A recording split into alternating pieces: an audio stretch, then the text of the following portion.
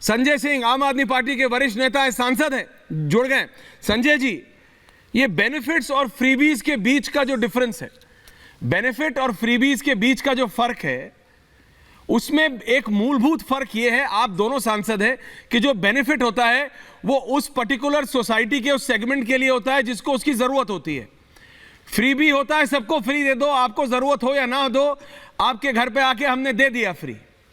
Benefit जो होता है उसका एक लॉन्ग टर्म फायदा होता है, एक दूरगामी फायदा होता है। सिर्फ यह फायदा नहीं होता कि अगला इलेक्शन है तो मैंने अनाउंस कर दिया ताकि मैं अगला इलेक्शन जीत जाऊं, उससे उस चीज का औचित्य खत्म हो जाता है।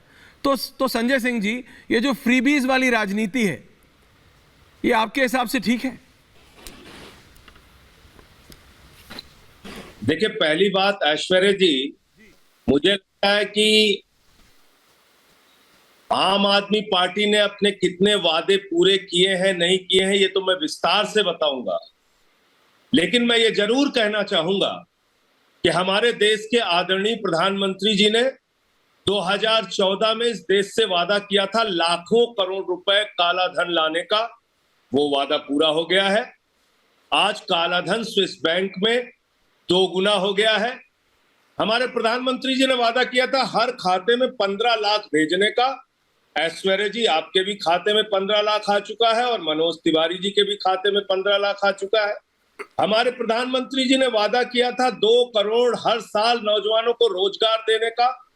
2 करोड़ रोजगार हर साल नौजवानों को दे दिया उन्होंने। 16 करोड़ रोजगार अब तक मिल जाने थे, लेकिन संसद में उन्होंने बताया कि 22 करोड़ लोगों ने रोजगार मांगा, हमने सिर्फ 7 लाख लोगों को रोजगार दिया है।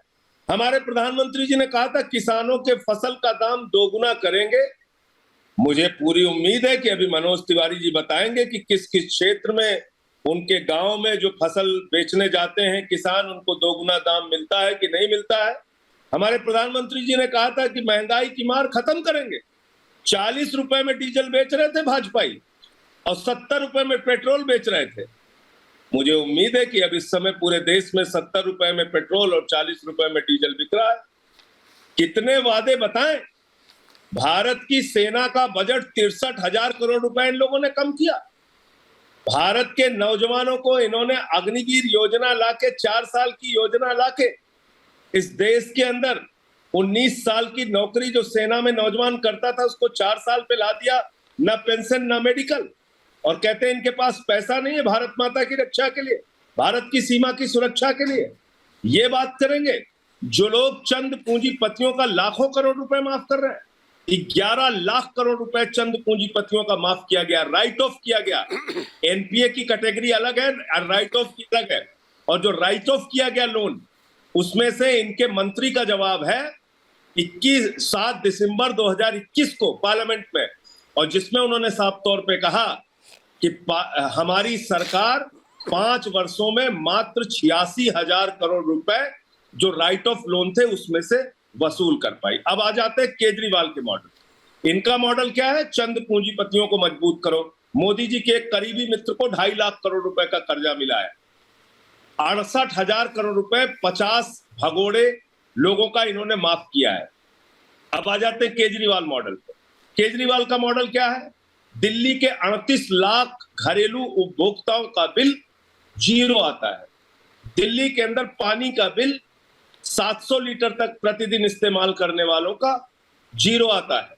दिल्ली के अंदर निःशुल्क चिकित्सा की सेवा, निःशुल्क शिक्षा की सेवा, निःशुल्क माताओं बहनों के लिए बस की यात्रा, निःशुल्क बुजुर्गों की तीर्थ यात्रा, यानी ये सारी योजनाएं निःशुल्क लागू करने के बावजूद पिछले 8 वर्षों से, ऐश्वर्या जी, ये मैं नहीं, सीएजी कह रही है, 8 वर्षों से केजरीवाल जी की सरकार मुनाफे का बजट दे रही है, दिल्ली को मुनाफे का बजट। तो आप बताइए हमारा मॉडल ठीक है जिसमें हम आम आदमी को मजबूत कर रहे हैं, या इनका मॉडल ठीक है जो चंद पूंजीपतियों को मजबूत कर रहे हैं? आप मुझे बताइए कि क्या आप इस देश के अंदर एक ऐसी योजना लेकर आएंगे जिसमें कुछ लोग तो खुश रहे लेकिन करोड़ों लोग बिजली के निःशुल्क पाने पर आपको पेट में दर्द हो रहा है?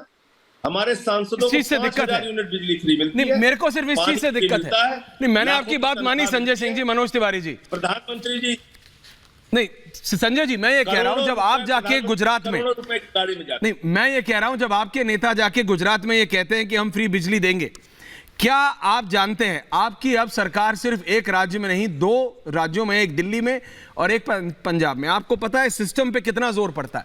मैं सिर्फ ये कह रहा हूं, क्या हमारा सिस्टम आज की तारीख में, अरे भाई सिस्टम में जोर पड़ रहा होता आश्चर्य जी, तो दिल्ली में मुनाफे का बजट हम कैसे दे रहे हैं? नहीं पर आप दिल्ली और उत्तर प्रदेश, दिल्ली और मध्य प्रदेश, दिल्ली चोरों की और चोरी पर रोक गुजरात को आप लगती है। कंपेयर नहीं कर सकते ना। आप जानते हैं दिल्ली का स्पेशल स्टेटस आप पंजाब समझते को हैं? कंपेयर करेंगे, किस राज्य को कंपेयर करेंगे? अरे यही बात आप लोग दिल्ली के लिए भी कहते थे, आप पंजाब को कंपेयर करेंगे क्या?